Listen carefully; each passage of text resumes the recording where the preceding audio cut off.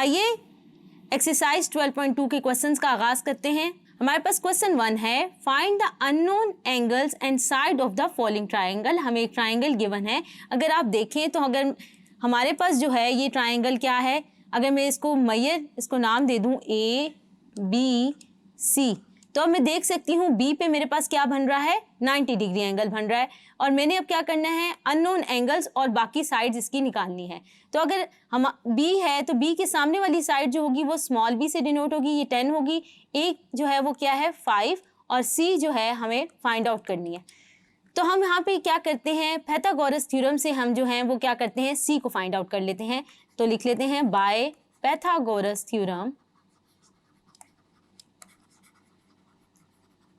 हमारे पास क्या आ जाएगा, पाइथागोरस थ्योरम क्या होता है, hypotenuse square equal to perpendicular square plus base square. अब हमारे पास परपेंडिकुलर यहाँ पे कौन सी है, 90 के सामने वाली साइड को हम क्या बोलते हैं, हाइपोटेन्यूज, और जो एंगल के सामने होती है उसको हम क्या बोलते हैं, परपेंडिकुलर, और बाकी जो साइड बच जाती है उसको हम क्या कहते हैं, वो हमारे बेस होती है। तो यहाँ पर हमारे पास परपेंडिकुलर क्या है 10, तो हम वैल्यूज पुट कर देते हैं।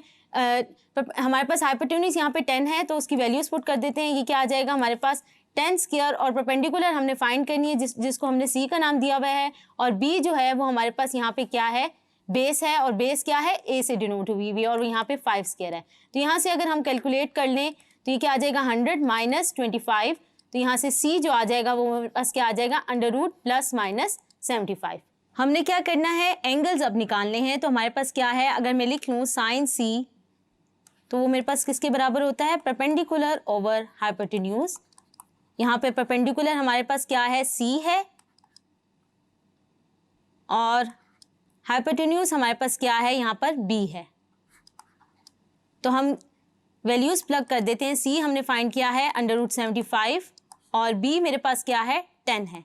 तो यहाँ से C मेरे पास क्या आ जाएगा, अगर मैं इसे सॉल्व कर लूँ, साइन इनवर्स कर लूँ, तो हमारे पास क्या एंगल आ गया है, C जो आ गया है वो 60 डिग्री।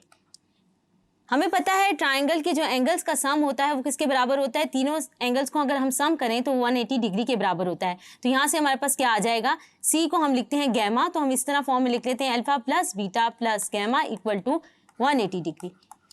ये गैमा है, ये हमारे पास क्या होगा, ये हमें ऑलरेडी जो है वो गिवन है 90 डिग्री, तो ये हमारे पास अगर मैं इसको अल्फा कह दूँ तो मेरे पास अब क्या है, मैंने बाकी एंगल्स फाइंड करने हैं। बीटा मेरे पास क्या है 90 डिग्री, और गैमा क्या है मैंने अभी फाइंड आउट किया है 60 डिग्री, इसको मैं गैमा कह देती हूँ। तो यहाँ से हम क्या करते हैं, एंगल निकाल लेते हैं। तो ये मेरे पास क्या आ जाएगा, अल्फा की वैल्यू अगर हम देख लें तो ये क्या आ जाएगी, 190 प्लस 60 माइनस कर देंगे 180 डिग्री से, तो हमारे पास क्या आ जाएगा 30 डिग्री।